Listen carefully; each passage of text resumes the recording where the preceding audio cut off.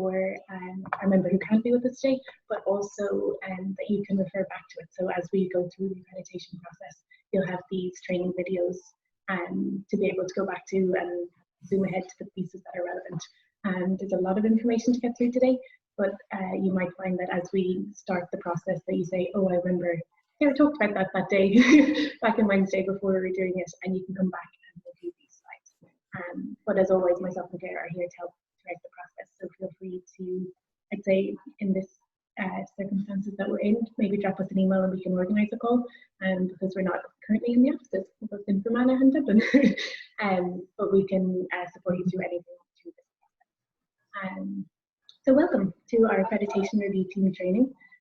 For those of you who have been involved in an ART before, this training is a little bit different. So I suppose first of all it's on Zoom, which we definitely haven't done before. But we've also had a look at our training and we've tried to, I suppose, simplify it.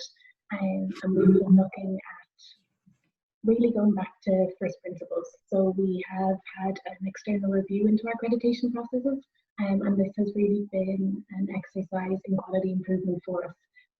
So it'll be really interesting to hear your feedback on how you think this training is, and I hope it is helpful for you. But I suppose for now, let's get started. So what are we going to cover today?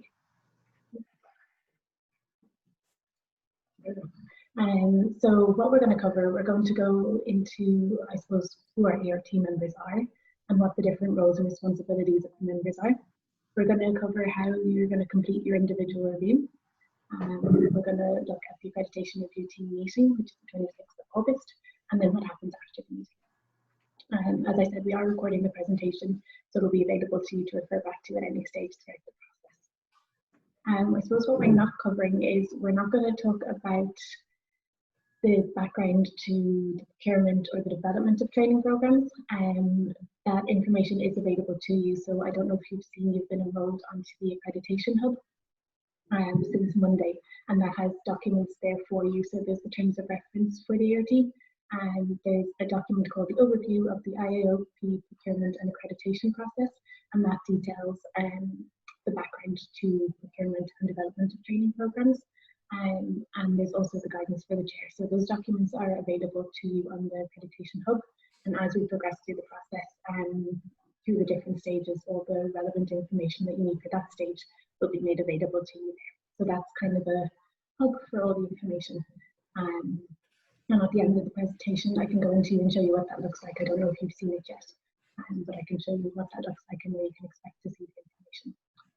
Any communications that we have with you will go through the hub, but sometimes, not sometimes, all the time, that can actually end up in your junk quite often. From my email address, it ends up in my junk. So it doesn't even like me sending it to myself. So just to keep an eye on your junk, just junk mail will go. Just don't really like those emails. So then, who's on our accreditation review team? So how do we select an accreditation review team? So I suppose the first thing is we have a panel of accreditation reviewers, and that's made up of people who have responded to an expression of interest to become involved in accreditation. And then when we have a particular training program that's going to go for accreditation, we as a team look at what requirements and subject matter expertise might be needed for that project. So we may invite peers with specific relevant knowledge to the training program being accredited to become involved in an ART as well. So what is the accreditation review team made up of? So each ART member will have a unique perspective and I suppose an equally important role to play. So usually the ART will consist of about 3 or 4 members with the following roles. So one reviewer will have level of competence in quality and risk management.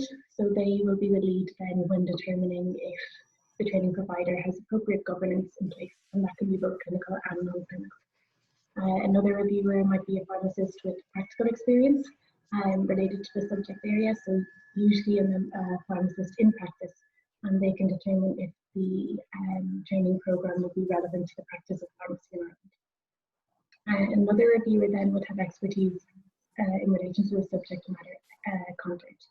So that team member will review the training programme content against the programme specification and learning outcomes and ensure that it's evidence-based and that the references are current and relevant and credible. And there will also be then a chair for each of the ARTs. And I suppose just to note that an ART member can fulfill multiple roles. So the chair may also be the subject matter expert, or the quality and risk management, or perhaps the pharmacist with practical experience may also have a level of competence in quality and risk management. So an ART member can fulfill more than one role in the team, but that's what our team would look like. So I suppose now we'll come to this accreditation review team. So now I think it might be a nice idea if everybody could introduce themselves, maybe give a little bit of background on your day job, or any other information you feel is relevant to share, and explain what your role in this ART review. So what I will do is I'll stop sharing my screen so that we can see everybody. And Andrea, you're first on my screen, and I come to you first. Okay, hi everyone. I'm Teresa Morgan, and I'm the practice educator with Appel in RCSI. And I've been given the lovely position of acting as chair on this ART team. I've had a bit of experience of acting as chair for a few review panels before, so hopefully I might have an idea of what I'm doing or whatever, like, you know. So that was that. And also I would have experience of just using not myself the addiction services, but I was like dispensing methadone and things like that. I'm a community pharmacist as well, so I work in the community 1 day a week. So that's my background. Perfect, that's great. Thanks, Teresa. And Emer, I'll come to you next. Hi everyone, my name is Emer Shaughnessy. I work with Teresa as a practice educator, but I work in Trinity, but we work together in Appel. Like Teresa as well, I've kind of dispensed methadone and been involved in community with the needle exchange program and things like that. And I work kind of part-time as a locum for the addiction services as well in the clinics around Dublin. I haven't been involved in any review teams before, so I'm kind of new to this process, but it sounds like we're in good hands with Teresa. She's been here before, so hopefully she'll guide us. Well, I'm relying on Claire and Sarah to keep us right. So. It'll be a team effort. And Stephanie, I'll come to you next time. Yes. Well, hello. I am just a plain old pharmacist, really. I am currently superintendent of Medipharm Pharmacies, so we have three stores, one of which is in Frederick Street North. So we see an awful lot of obviously methadone. And I do work there occasionally, you know, so I'm still keep my hand in. So for me, this is actually of particular interest, and I've done one of these before, and I was invited back. So either they were desperate, or so at least it's a little bit. I understand a little bit more going into it this time, which is good. Perfect. Thanks so much. And I know you all know me, so I'm Sarah with the IOP, and I'll be the administrator. What do we call it? Accreditation coordinator. Accreditation coordinator, that's the word. I'm losing my words already, and we're only a third of the way through. The operations coordinator for the training program. So I'll be your point of contact for support the process. And Claire, I think you know everybody as well, do you? Yeah, I don't know if I've met you before, Stephanie. I know that you're involved in Benzos, but yes, I work in the IOP as well, and I'm looking after accreditation training programs. So I'm mostly on this call because we're trying to change a few things up. So this is the first time we've kind of done this live ART training, and yeah, we're kind of excited about it, which is probably a bit sad. But whereas, yeah, we're hoping that it goes well. So we'll see. And Teresa, it'd be good to see what you think of. Oh, actually, Stephanie as well, because you would have had the previous training. So what you think about at the end of the whole process. And Claire, if I fall back into old habits, just cut across me. If I say something that's the old way, you can hold me to account on that. Perfect. Can everybody see my screen again? Yeah. Yeah. Perfect. And we do have an accreditation review team member who has a special interest or competence in the quality and risk management area. But unfortunately, they can't be with us today, so I will share the recording with her and catch up with her separately. But she'll be with us then for the accreditation review team meeting. Perfect. So that will give us all an idea of who we're working with over the next couple of hours, but also over the next couple of weeks. And it's great to see the wide range of experience in the team. So I suppose just to say at this point that you won't be expected to review against each standard, so that's why we have different roles within the team, so that when you're reviewing the training program against the standards that we will go through, you may feel that you can't comment on certain standards or they're outside your area of expertise, and that is absolutely perfectly fine. And that's why we have the different roles on the accreditation review team. So I suppose the main question is, what is accreditation? So as I said, we are going back to first principles here and focusing on the key issues. So accreditation is the recognition that an educational activity meets certain standards. So really it's a quality assurance process. So ensuring that the submitted training program meets the standards. So what standards are we talking about? So these training programs that will be available on the IOP website, they need to meet the standards, the PSI standards for accreditation, first of all, while also having due regard for the programme specification for the training program, and then any other contractual requirements if applicable. So what I'm going to do is I'm going to spend some time going through these three elements of the standards and how you should consider them when you're completing your review. So I think the easiest one to go through first is actually the training program specification with any contractual requirements. So I suppose the reason that this is important part of the process is it provides the structure for what the training program is intended to be. So just to say, I suppose that the training programs that we are accrediting, there's two training programs, and they're both the HSE addiction services, and it's broken into brief intervention and needle provision service is one, and opiate agonist treatment and harm reduction is the second. So the program specifications for both of those training programs will be made available to you on the accreditation hub as part of the individual review stage, so you will have them to refer back to. And I suppose it's important to do that because it sets the scope for the review. So the program specification will set out what it is that these training programs are meant to be, who the intended audience are, what the duration is, what the intended learning outcomes are. And that's a really important part of the review. So let's say you are undertaking your review and you feel that perhaps it's missing content. It will be really important to go back and review the program specification and have a look at the learning outcomes to see, is that something that was a requirement for the program? So is that something that this program sets out to cover?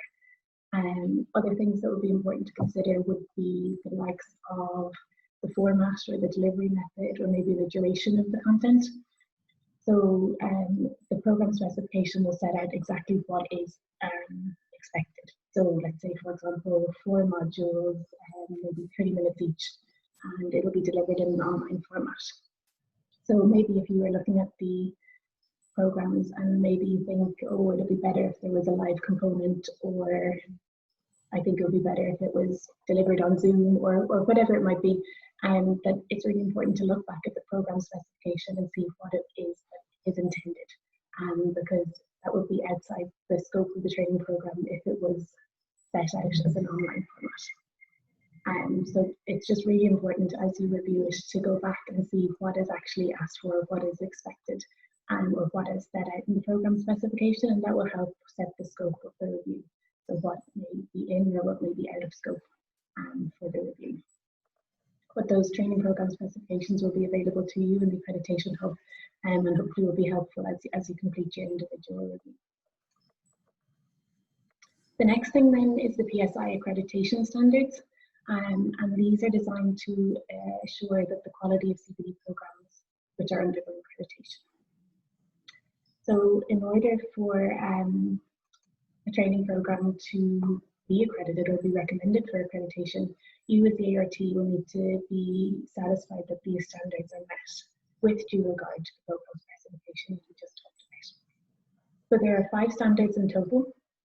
So what I'm going to do next is I'm going to go through each standard. Now the full standard will be presented on screen, and I'm not going to read them out line by line, don't worry, but they will be provided to you in the accreditation hub. So that will be another helpful resource to you as complete your individual review. But I'm just going to fly through them now and give an overview of what each standard means, and maybe some helpful examples as we go through. So the first standard is governance and quality. And so as part of the accreditation application process, the applicant or the training provider will need to provide evidence that they have the appropriate governance and quality in place. So that will include that those people involved in the development of the training program have the appropriate experience and expertise, both in developing training programs and also in the particular subject area that's covered. So in this instance, it would be addiction services. The training provider will also need to provide evidence of a quality management system that's in place for the training program, and the processes that are in place to ensure that quality is maintained throughout the duration of the accreditation of the training program. So not just now, but over the entire accreditation period. And so, as I said, I'm not going to read them out in detail, but they will be available to you, and you can see that it's, each standard is broken down into the sub-standards that you can see. So then what you will see then, so this is what the accreditation application from the training provider will look like. And this is where they're asked to provide specific detail on how they are meeting this standard. So your role then will be to review this and see, is there satisfactory evidence that the quality and governance processes are in place to meet this standard? And I suppose one thing here to note is that it wouldn't be the role of the ART to review that the training provider is implementing the governance processes. So let's say, for example, if there is evidence of acceptable risk register given, but it wouldn't be the role of the ART to advise that the risk register is in a different format, or that there's a maybe different way that it could be presented. So the role is to see that they do have the appropriate governance processes in place, but not necessarily to see that they are implementing those governance processes, if that makes sense. So that's standard one, governance and quality, and standard two then is the content. So the training provider will provide a program overview document, and this will detail how each module is mapped to the learning outcomes that, as we said, are in the program specification, and then what reference materials they're using, or the content that they intend to cover, and then how that's mapped as well to the assessment, so that the content meets the program specification and the learning outcomes. Excuse me. So when we're reviewing the content of the training program, it's really important to determine that the learning outcomes have been met. And that should be reviewed in the context of, I suppose, the level of information that the training program needs to provide. So who is the intended audience? Is it somebody who is building on existing knowledge, or does the training program assume no previous knowledge? Is it a brand new area? Is it something that pharmacists would be seen to have a certain degree of knowledge in already? So I suppose that brings us back to the importance of the program specification, because that will detail who the intended audience is for the training program. So it's really important always to go back to the program specification and see what the learning outcomes are and who the intended audience are, to help us with when reviewing the content. And I suppose to say that, well, of course, you may find it useful to review the training program to see if the content meets the requirements of this standard. It's not intended that we would review it maybe line by line or provide commentary on line by line content from the training program. So let's say if you have maybe you identify there's typos or formatting issues, the condition that could be assigned would be that the program would be fully reviewed and corrected for those for those typos, rather than detailing where each typo is in the content and giving the correct updated sentence, for example. So I hope that makes sense, but it's just that the condition would be an overarching condition as opposed to reviewing the content line by line. So standard 3 then will be the delivery, so the format that the training program is delivered. And as I said, that will be determined in the program specification, whether it's an online delivery, and maybe it might specify that it's video or that it's face-to-face with a live element. And then this also looks at, I suppose, adult learning principles, so how adults learn best, or what's the best way to provide the information. So in the application form, the training provider will be asked to specifically detail how adult learning principles are used throughout the programme to, I suppose, help. I suppose we are training qualified pharmacists, and so to assist participants in applying the knowledge and skills that they will learn from the training programme into their practice.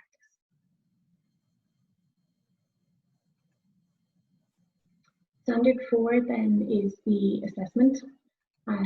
So in the application form, the training provider will have to provide details of the assessment methods.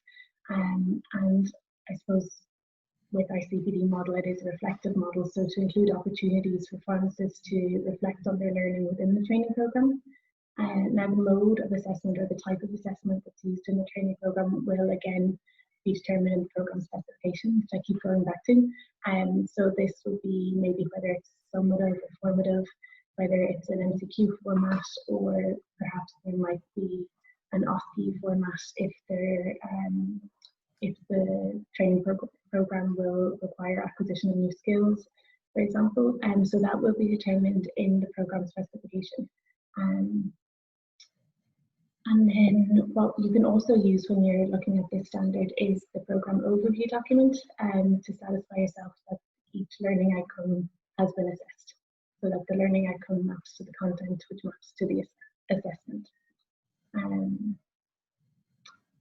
Perfect. And I suppose one thing here, actually, it wouldn't be the role of the ART to state maybe how many MCQs, or maybe to say that actually an OSCE would be better than an MCQ, as that I said would be determined in the programme specification. And also it wouldn't be the role of the ART to set a pass mark for an MCQ assessment. So that would be for the training provider to do. But that is the assessment piece. And then standard 5 is the evaluation. So the good news here is that this is an easy one, so you're not required to assign an outcome for the standard. And the reason for that is that the evaluations are carried out by the Quality Enhancement Office of RCSI on behalf of the IAOP. So we actually manage this part for the training provider. So we will, after a participant completes the training programme successfully, they'll be able to complete an evaluation survey. And that's an anonymous survey that goes through the Quality Enhancement Office in RCSI. And I suppose just to share with you the process, when we receive these evaluations back, they're supplied to the training provider, and they'll be considered as part of the annual review process. So the training provider is required under contract to review these evaluations and make changes if required based on participant feedback. And then the changes made will be approved by the IOP then in the process. But I suppose it's an easy part for you in that you don't need to review against this standard, but that's just to give you some context in terms of what happens with this.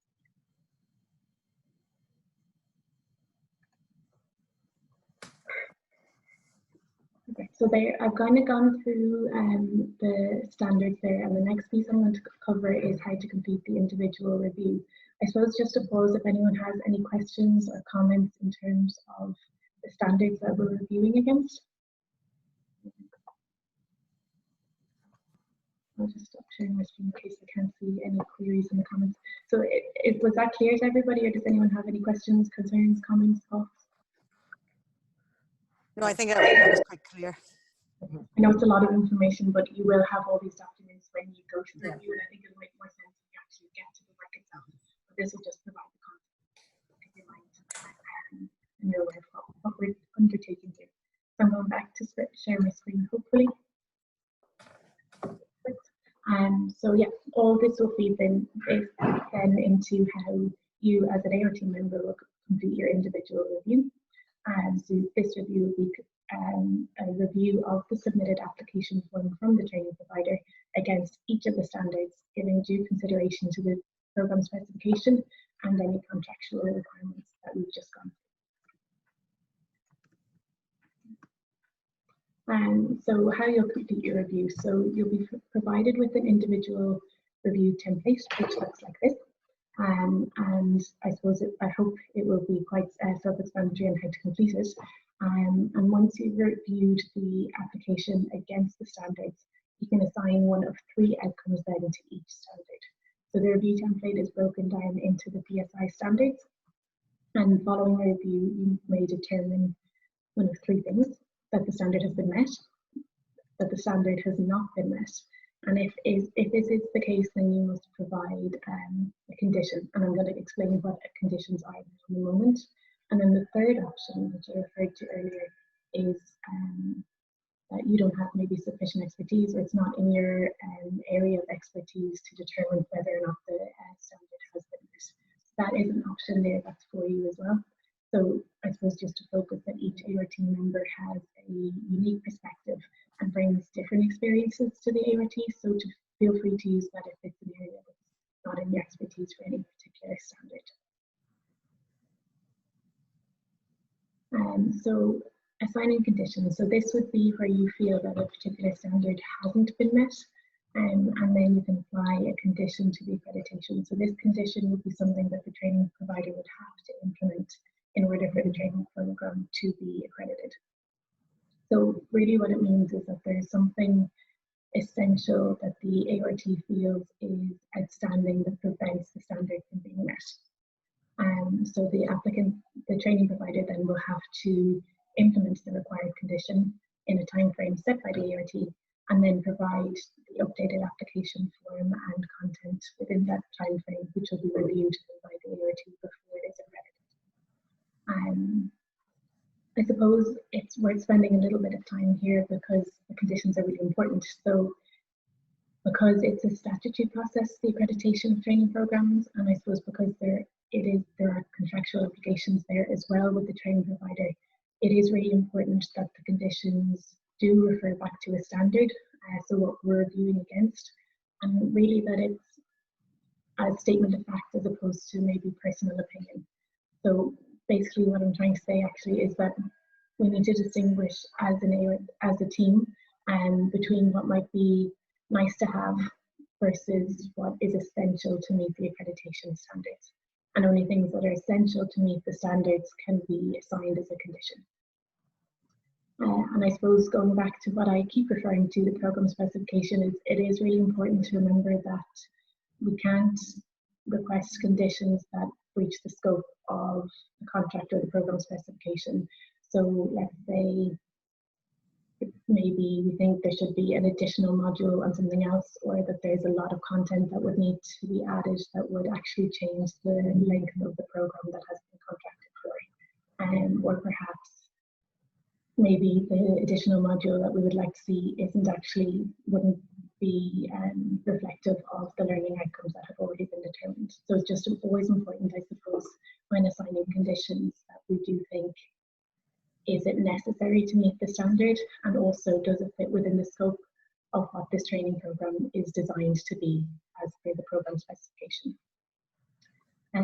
But yeah, I think the main takeaway here is to distinguish between what might be nice to have or an additional add-on, or maybe exemplary standard versus what is really essential. So what is sufficient and adequate to meet the standards, especially in the context of the learning outcomes in the programme specification. So I think that's always worth just thinking about as you review, if you feel the standard hasn't been met, to really think about the standards, the programme specification, and the nice to have versus must have.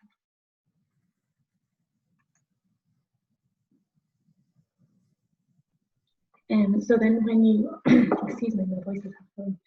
So when you are including a condition in your individual review, you should detail what the condition is, what the action is that the training provider would be required to do in order to meet that condition, but also the rationale for why the condition is such. So why the standard or learning outcome has not been met. And then that we will discuss this is the individual review process, and then that will all be discussed. We can discuss it as a team then at the accreditation review meeting. But if a condition then does go to the training provider, they'll be given a time frame to implement the condition, and then the AOT then will be responsible for reviewing whether that condition has been met. So then, in the cases where a standard has been met, but you may think that there are ways that the programme could be further enhanced by making a change, then we can make a recommendation to the training provider. So a recommendation is more a quality improvement step. So conditions are quality assurance, so assuring that the training programme meets the appropriate standards, whereas recommendation really is about quality improvement, so how it could potentially be made better. So we can give careful consideration then to any recommendations for the improvement of the training programme. And they can be, I suppose, different to the conditions which are must-haves. These are the nice-to-have changes, but not essential to meet the standards. And I suppose it's at the training provider's discretion whether they implement recommendations or not. So an example of recommendation may be that the training provider should include maybe a PDF of the resources that were used for supplementary reading material if the learner wants to delve deeper into the area or look up the references themselves. So that may be a recommendation that could be made, but it is important to note that the training provider isn't required to implement them. Now, in our experience to date, they most often do, but it is important to note that they're not required to implement any recommendations, whereas the conditions they would have to implement in order to meet accreditation. Now, as you're doing your individual review, you may have questions that come up, and that is completely normal. So we, of course, will have the opportunity to discuss any of these questions with the team at the Accreditation Review Team meeting. You're also more than welcome to get in contact with me if you have any queries around the process or how to complete the review. But it may be that as you go through, you actually have questions that you'd like to put to the training provider or points that you'd like to clarify with them. And so there is a point in the section in the individual review template for the points for clarification. So if you require clarification from the training provider, that can be captured here. And we can put it to the training provider in advance if it's something simple, or we can discuss it at the meeting and see if we want to put the question to the training provider at the Accreditation Review Team meeting. So that is an option there for you as well. And then the final stage of the individual review template is the quality of the application for accreditation. So you have an opportunity to highlight any particular strengths of the training programme that you may have identified during your review, or to commend the training provider on any aspect of the course if you feel that that is necessary or warranted. And that can be recorded then in the specific text box for this at the end of the individual review template. It's not a requirement or anything, but as you go through, you may feel that there were things that they did particularly well. And I suppose the most important thing as you're reviewing, as always, is patient safety. So if at any stage throughout your review of the content or the application form you have any concerns at all about patient safety, these can be recorded in your individual feedback. But they should be linked to a standard, because that would be a condition that we would want the training provider to implement if it's in relation to patient safety. So always just to bear that in mind. We all know that as pharmacists. So that really covers the individual review process. So what you're reviewing against, and how to complete the form. And does anybody have any questions, I suppose, before I go on to the preparing for the Accreditation Review Team meeting? This will be, I suppose, our first job after our training today. So if anyone has any questions before I move on. Perfect, I will continue, and please feel free to interrupt me at any point if anything comes into your head that you'd like to ask. So that's the individual review template. So I'll update the accreditation hub and by the end of the week, and that will have the training program, the application form from the training provider, the standards and the program specifications there for you to begin your individual review. And the deadline for that then is the 21st of August. So we do have time for that. I suppose to allow for everybody who's on vacation in Ireland in the month of August. And then once you've all completed your individual review and got them back to me, what I will do is capture all the individual feedback and create a collated feedback report. So that will have everybody's review of the training program and all the comments captured in one area. And that will be anonymized, so there'll just be different color codes for each member of the accreditation review team. So as you prepare then for the accreditation review team meeting, which is the 26th of August, you should review this collated report, because that'll give you insight into what your fellow ART members' views are on the suitability of the application that was submitted. So whether they feel the standards have been met, and whether they have any conditions or recommendations or thoughts on the training program.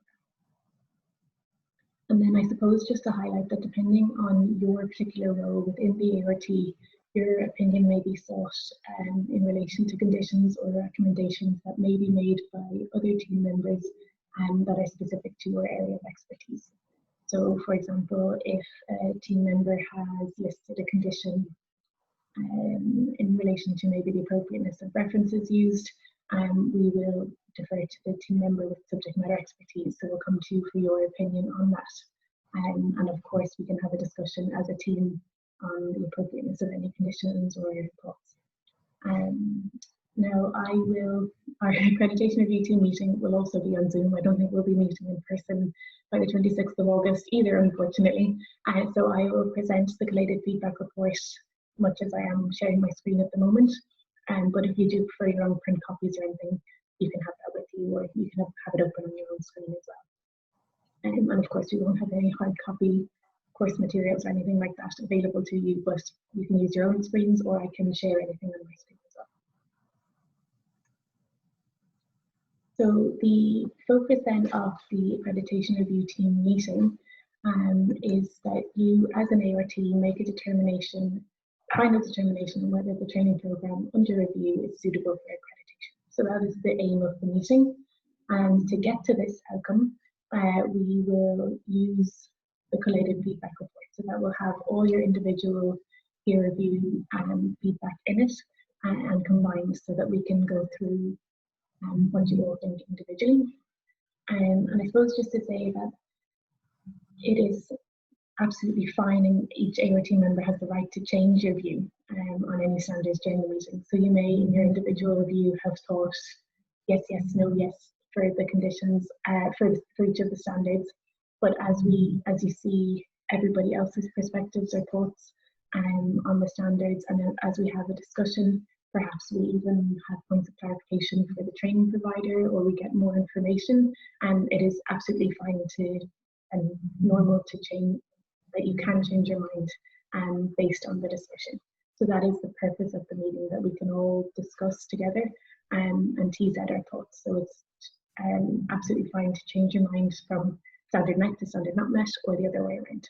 And that it really is the purpose and benefit of the meeting. And as I said, during the meeting, there is an opportunity to speak to the training provider. So if we have any points of clarification or questions that we'd like to put to them, we can organise that.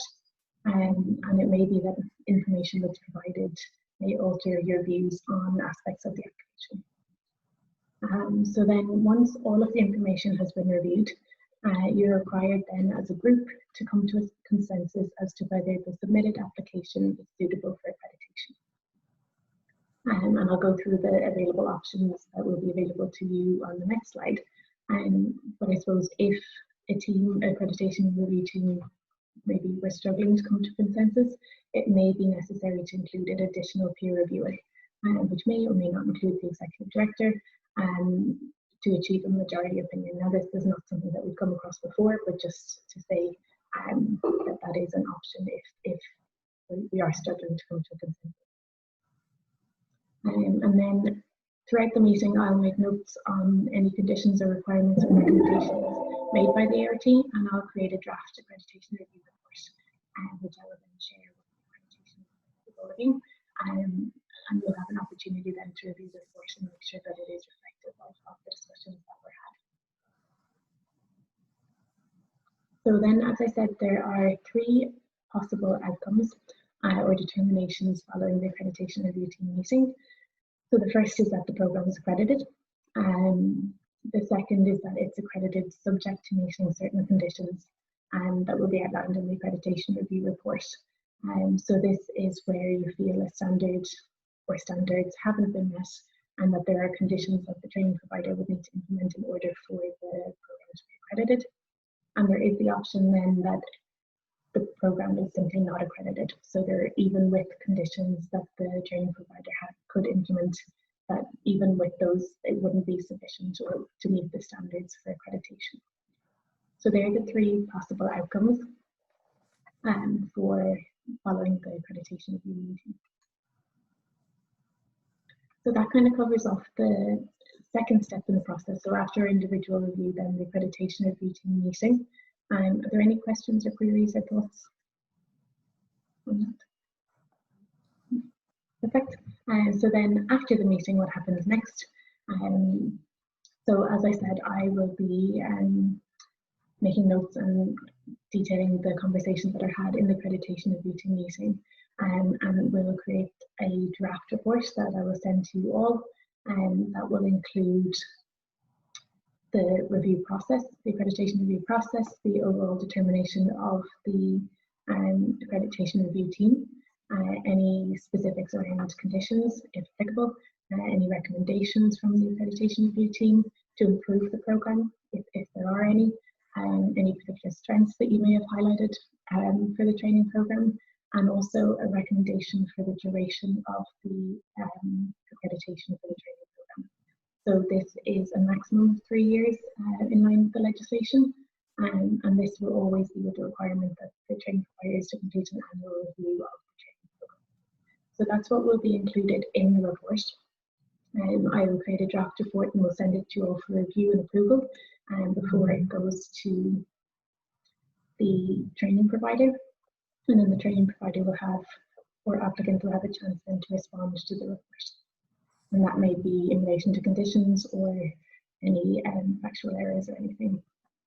And they'll be given a specific time frame then to respond to that report. And then we do have a process, so if the training provider does come back with a response in relation to any conditions that were set, the accreditation review team then will be required to review the conditions and review if they have been met. And what we would do then is assign the condition to the accreditation review team member whose areas of responsibility or expertise fit with that. So for example, if it was in relation to the governance and quality, it would be the accreditation review team member who has expertise in that area who would review whether that condition has been met. Perfect. So any team members who have been allocated reviewing responsibilities can complete this form then to see if the condition has been met or not met, and then following review of the response by all team members as relevant, a further determination will be made by the chair, so Teresa, based on this report and subsequent feedback from the reviewers, so whether their response is adequate in order to meet the conditions. So then there will be a final accreditation review team determination report, which will be agreed by the chair on behalf of the team. This will go to Katrina for sign off, and then we'll go then to the PSI for consideration. So the recommendation of the accreditation review team. So you guys, for the training program to be accredited or not accredited, will go to the PSI then, and then the duration of accreditation for the training program will start once we get approval from the PSI registrar. And that is the entire process. So I don't know if anybody has any questions. Everybody has been very quiet. I feel like I've been talking to myself for an awful long time. So I don't know if anybody has any questions or thoughts or concerns before we start the process. If everything was clear, I hope You did a great job. Yeah, I think everything was quite clear, so no questions. So fantastic. And have you had a chance to look at the Accreditation Review Hub, or would it be helpful if I shared my screen and went through what that looks like? It looks a little bit different to previous, but not drastically different. I honestly haven't had a chance to look at it yet, but if the information in it is similar to what it was in previous years, it was always laid out very easily in previous times, so I'm sure it's fine. Perfect. And what we've tried to do actually is make it even a little bit easier. So for the individual review stage, which will be the next stage that will be reviewed, all the documents that you need will be within that one stage. And so you don't need to go back up to reference material or anything like that. It should be the information you need for each stage will be available within each stage of the hub. Yeah. The only thing is to have like a really easy to remember password. I just remember in previous times having to go back into the hub every time to try to remember the password. So I'll make sure there's loads of numbers and symbols. If you have uppercase, lowercase, a foolproof dummy password, that's my only request. I'm absolutely happy with that request because I need to remember them all too. Yeah. That is absolutely perfect.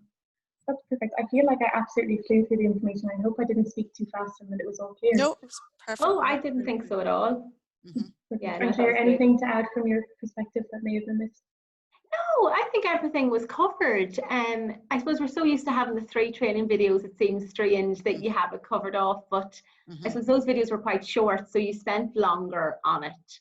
And I think the point that we're trying to make about, just the conditions and the recommendations, nice to have, need to have, because that's something that we've found in some of our more recent accreditations has been a little bit challenging, because sometimes ARTs with the best intentions want everything to be maybe like they feel their job is to make something better, whereas it's not. The job is to make sure it doesn't meet the standards and not meet standards. So knowing like what is quality assurance versus quality improvement, but we have that covered off.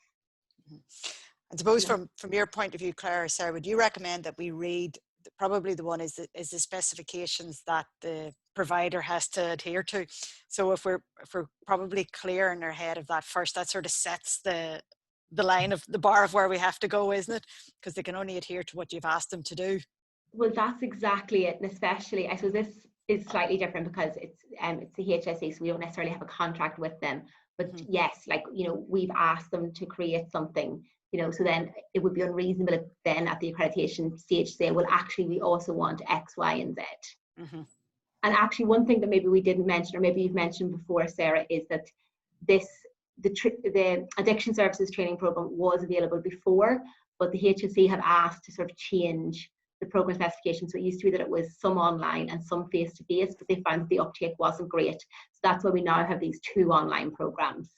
So if you have used their previous programs or attended that training, just try to delete that from your mind and think of these as completely brand new training programs, if you know what I mean. And sorry, Sarah, just when you were talking about the actual team members, it got a bit, I caught out, I didn't quite catch it. So the team members is myself as chair, then Emer, Stephanie, and is there another person? Did you? Yes, we have Mary Jo Sullivan, who will be looking at I suppose from a quality perspective. A quality perspective, right? Okay, perfect. So then the subject matter experts is. We have Emer as our subject matter expert, and also practicing pharmacist, and then Stephanie as our practicing pharmacist with practical experience. Perfect. So to see if it meets the requirements for what you would need to implement the services in the shop. But yeah, and then Mary will be the quality expert. Absolutely. Yeah. So I'll share the recording of this with Mary, and I'll also catch up with her separately if she has any questions or concerns, because I know she has been involved in many accreditation review teams. So this will be, I suppose, a new look training for her as well. Yeah. Perfect. And so then the final timeline, when do we want the program to be available then? Like, what is the sort of the final timeline then for it all? So it always depends on what the process brings up, but we would hope that the programme is available, I suppose, start of October. So that allows kind of the quality checks, any conditions to be met for it to be approved, or if applicable, by the registrar as well. Okay. But I suppose the previous programme was a blended learning, so there was a live element, so that just hasn't been available for a while. So sooner the better it's available is great in terms of training, but we would hope by October, depending on what the process brings up. Great. So at the end of this here, we'll then be able to see, at the end of this meeting here today, we'll now then be able to go in and do our individual reviews. Is that what you said? Absolutely, yeah. So you'll have access, They're all in the you'll hub. get an email that will probably go to your junk to say that the accreditation hub has been updated, and that the training programme application standards, programme specifications, all those pieces are there for you to start the review, and you have until the 21st of August to complete the individual to complete the review and get back to you. Okay.